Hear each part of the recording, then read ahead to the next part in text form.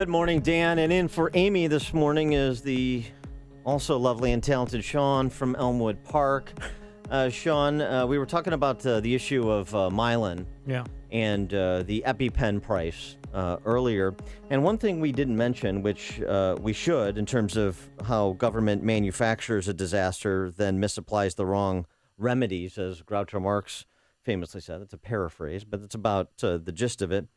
Obamacare plays a role here. And it would be fascinating to hear Miss Bresh, the CEO of the Mylan Company, Heather Can't you Bresh. just say Manchin's daughter? Well, who's Joe Manchin's daughter, a Democrat senator from West Virginia. Be fascinating for her to explain part of the problem with the EpiPen price. And part of the problem is not about monopolistic behavior. It is not about even FDA gatekeeping competitors. It's about Obamacare.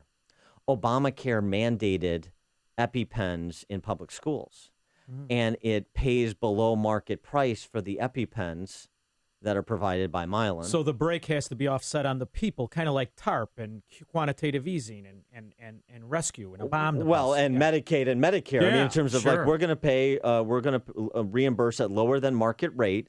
And therefore, those who are paying full freight, those on the retail side, are going to have to make up the difference. So the Obamacare component of this discussion, since now everybody on both sides is calling for congressional inquiries and responses from the drug company and so forth, the Obamacare component of the discussion, I think, would be a fascinating piece of it as well. And I'd love the CEO of Mylan, Joe Manchin's daughter, to weigh in on it. To weigh in on that and the full range of issues, we're now happy to be joined again by our friend Bret Baier. He is, of course, the host of Special Report on Fox News Channel, 5 p.m. Chicago time, Monday through Friday. Bret, thanks for joining us. Appreciate it. Good morning. So where does this inquiry into Mylan and the EpiPen price go? Are we having like a Martin Shkreli redux here? I do think it goes to Capitol Hill, and eventually there'll be hearings on it. But I think you're hitting on something that's a big part of it. I mean, these prices have been going up for a long time. And, lawmakers could have reacted dramatically at any point, when they were up 100%, 200%. Well, they get up to 500%. And I think you're right in part that, the mandate for the schools factors into this, and people start doing the math, and it's coming from somewhere. And so we're going to see more hearings on this and more pontificating. And speaking of pontificating, I got a bit of a media question for you. Very interesting exchange between Megyn Kelly, your colleague, and Jorge Ramos from Univision. Jorge Ramos appearing on Megyn Kelly's show to discuss this op-ed he wrote where he said that the D.C. press corps must dispense with their neutrality, that the need to stop Donald Trump and his the crimes he has committed, all of the isms, supersedes any role as an objective or neutral journalist. Megyn Kelly provided some pushback, but I wanted to get your reaction to what Jorge Ramos proposed.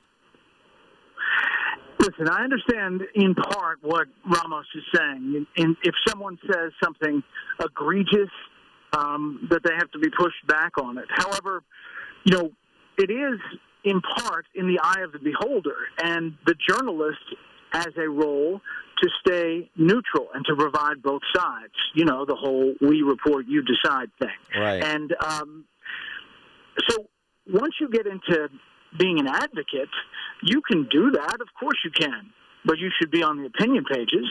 You should be on Sean Hannity's show. You should be on Rachel Maddow's show. You should not, portray yourself as straight news. And I think that,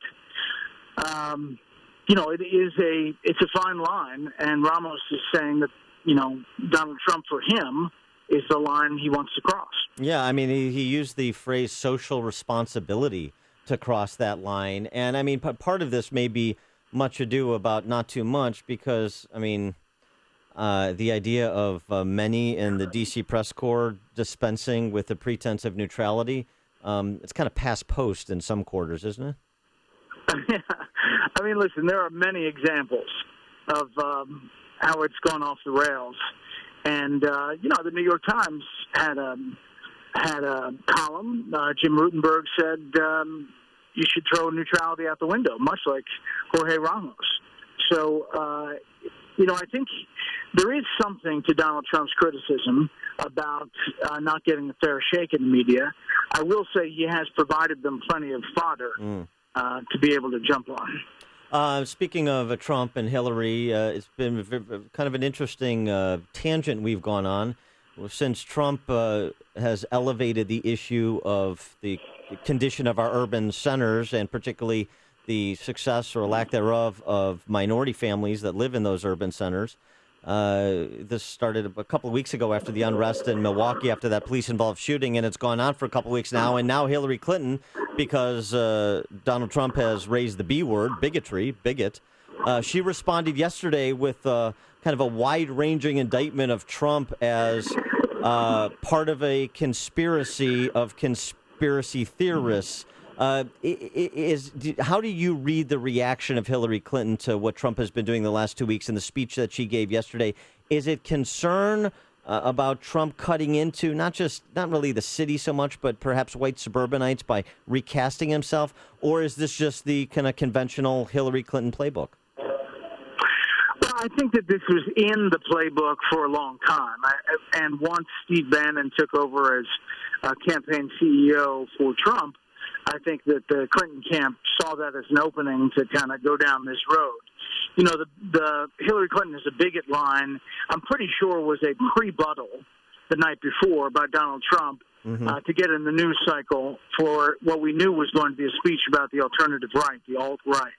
I think, Hillary Clinton, the speech itself was delivered pretty well in a different tone than she usually does, in a very measured tone.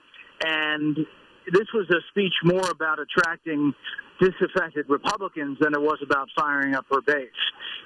This is about, the scary Donald Trump that she portrays in order to get Republicans to either stay home or, full on not go after him and vote for somebody else. Bret, this is Sean. I wanted to take your call when I saw your name. I'm a big fan. It was Prof that was monologuing in Major Holt, so don't be mad at me. Okay, so I've got a couple of questions for you. First of all, it looks like one big misdirection play to me, and I'm curious to know what you think. And then I want to know, is it a 56 degree around the green, or do you like the 60? Because I know you're a scratch, and we're both little teapots. I want to make sure if I'm doing the right club. Well, first of all, second question first. I'm a big 60 fan. Oh, I'm a big 60 degree guy. I like the additional spin. Okay. But on the first question, I agree that there is some element to that because this has been a really bad week for Hillary Clinton. The email story really took hold and started to grow roots in the mainstream media. And, we've been breaking stuff all the time, but to see it on the front page of the New York Times and the Washington Post, that had to be a little jarring for the Clinton folks. And so this was an effort to turn the page, I think. Just to review, yesterday we find out that not only did Hillary Clinton erase those emails on the server, she used a thing called Bleach It, which is a technical thing that the lawyers brought in to essentially shred the server and prevent anybody from finding deleted traces of emails. And you wonder how the FBI didn't get to intent to cover up, because you don't usually do that for yoga emails and marriage, plans, wedding planning emails. But there are a lot of developments on the email thing that, kind of get pushed on the back burner in the mainstream media after that speech yesterday. Well, and, there's been so much talk about the competence of the Trump campaign and of Trump as a candidate himself over the course of the last several weeks. Well, really the entire cycle, but certainly in the couple of weeks since the first couple of weeks post-convention. But then you have Hillary Clinton with all the foundation scrutiny and the stories, as you say, finally bleeding over into the old media and the Eastern Seaboard. And then they're kind of retrenching their position on the Clinton Foundation. First, they're going to Bill and Chelsea are going to come off the board if she's elected. Then they say, well, Chelsea's not going to come off the board. They're not going to accept contributions from corporations in foreign countries. And then you have a Clinton Foundation spokesman say, well, we're not going to accept a very, very small portion of our work that has to do with economic development and climate change. So they can't seem to get their story straight internally either. No. And, the ethicists who look at this say, how do you say if she's elected, we'll stop doing this or I'll step off the board? I mean, if it's not good then why was it good when she was Secretary of State? Right. And so there's all kinds of questions. And the fact that they went back to say, you know what? No, Chelsea's going to stay on the board, and the health initiative is still going to accept foreign donations. I mean, you're talking about a charity, and while it does do good things around the world, it also provides a vehicle by which Bill Clinton has made millions and millions of dollars in speaking fees, and tangentially to foreign governments and foreign entities expressing their thanks to the Clintons through the foundation. You can't do that in an election funding, and I think there are real questions around the foundation that she still has yet to answer. All right, he's got the best flop shot in the business. He's Bret Baier, host of Special Report on Fox News Channel, 5 p.m. Central Time, Chicago time, Monday to Friday. Bret, thanks as always for joining us. Appreciate it. Have a good weekend. And he joined us on the Turnkey.pro answer line.